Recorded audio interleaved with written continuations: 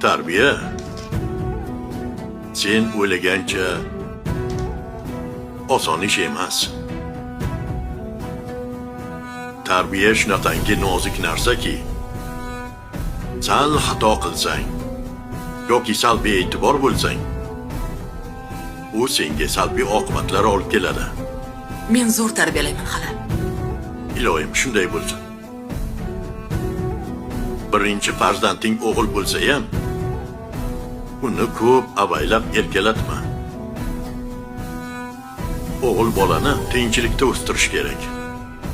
Pul topishni, o'z kunini o'zi ko'rishni, hayotda mustaqil bo'lishni o'rgatish kerak. Qiz bo'lsa, uni avaylash kerak, tergash kerak. Har bir qadamini nazorat qilish kerak. Shuning uchun men qayerga borsam, sizdan so'rab, keyin borishim kerak, shunaqami? Xuddi shunday. Aytishadi-ku, qiz bolani yo'qchilik, o'g'il bolani to'qchilik buzadi. Mana shu esingdan chiqmasin, hopma.